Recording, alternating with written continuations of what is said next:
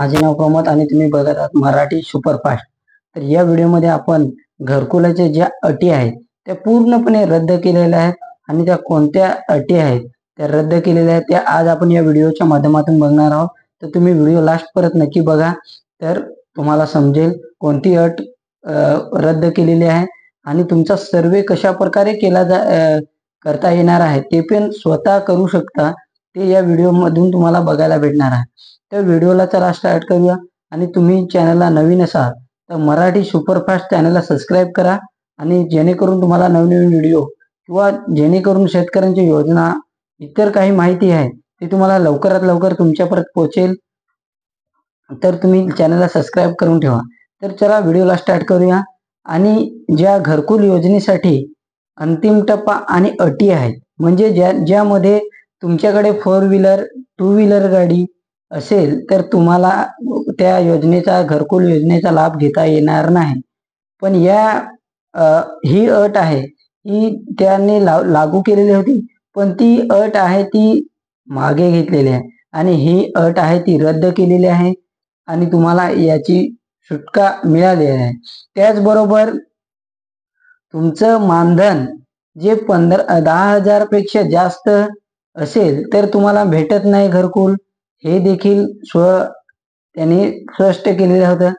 पण आताच्या मंत्र्यांनी आहे हे तुम्हाला 15,000 पर्यंत तुमचं जर वेतन असेल तरी सुद्धा तुम्हाला घरकुल योजनेचा लाभ मिळेल आणि भेटेल घरकुल, हे देखील त्यांनी स्पष्ट केलेलं। म्हणजे तुम्हाला 15,000 ची जर नोकरी असेल, सॅलरी येत असेल तर तुमचं महिन्याचं 15,000 तुम्हाला महिना पडत असेल तर तुम्हाला चिंता करण्याची गरज नाही, कारण की या उद्देशाने की तुम्हाला त्याचा लाभ घेता येईल म्हणून 10,000च्या ऐवजी 15,000च्या वरती असेल तर नाही, पण 15,000च्या आतमध्ये 15,000 असेल तरी तुम्हाला त्या घरकुल योजनेचा तुम्हाला लाभ मिळणार आहे आणि तुम्ही त्याचा लाभ घेऊ शकता, असे त्यांनी स्पष्ट केलेले आहे। त्याचबरोबर आता त्यांनी एक नवीन लखपती योजना आणि लाडकी बहीण योजना यांचे देखील वर्षकाठी त्यांना 15,000 मानधन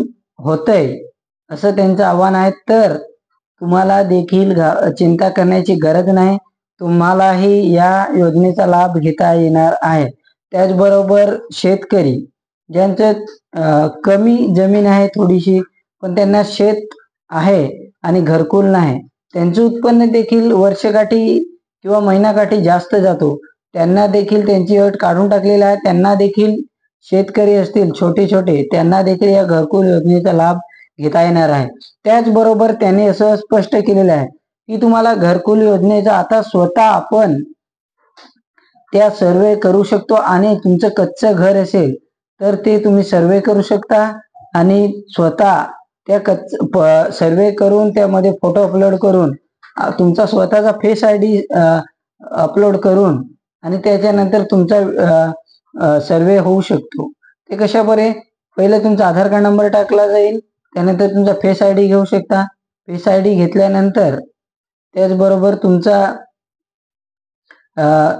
जो माहिती आहे ती टाकून त्यानंतर तुमचं जे कच्चं घर आहे त्याचे फोटो त्यासमोर उभा राहून आणि थोडा लांबून आपल्या घराचा स्थिती कशी आहे ती अपलोड करून, त्याचबरोबर तुम्हाला पुढे तुमचं नाव टाकू शकता किंवा इतर माहिती त्या बॉक्समध्ये टाकू शकता आणि सबमिट करू शकता। सबमिट केल्यानंतर तुमचा आधार कार्ड हा व्हेरीफाय करून घ्यायचा, कारण की आता सर्वे चालू असल्या कारणाने बऱ्याचशा यांचं कमेंट येत होती की सर्वे होत नाही, पण नेटवर्कचा सर्व्हरचा थोडा इश्यू आहे, कारण बऱ्याचशा ठिकाणी हे सर्वे चालू आहे। स्वतः चालू करू शकता, त्यासाठी हा सर्वेचा प्रॉब्लेम येत आहे। पण जॉब आणि आधार कार्ड हा व्हेरीफाय झाल्यानंतर तुम्हाला त्या घरकुलचा लाभ भेटणार आणि त्या घरकुल यादीमध्ये तुमचं नाव येईल आणि नाव आल्यानंतर तुम्हाला तिकडनं नाव आल्यानंतर तुम्हाला घरकुल हे भेटेल, कारण की हा त्यांनी ॲप्स जनरेट केलेला ॲप्स तयार केलेला आहे, त्यामध्ये तुम्हाला स्वतः सर्वे करू शकता, कुठल्याही अधिकाऱ्याची गरज नाही, स्वतः सर्वे करू शकता, आपल्या घराचा फोटो अपलोड करून आणि तुम्ही करू शकता। ह्या अटी सरकारने तयार केलेल्या आहे तर तुम्ही नक्की बघू शकता. तर व्हिडिओमध्ये नवीन असाल तर व्हिडिओला लाईक करा, शेअर करा आणि अजून देखील तुम्ही पोहोचू शकता काय अटी रद्द केलेल्या आहे. चॅनलला सबस्क्राईब करा, नक्की करा, जेणेकरून लवकरात लवकर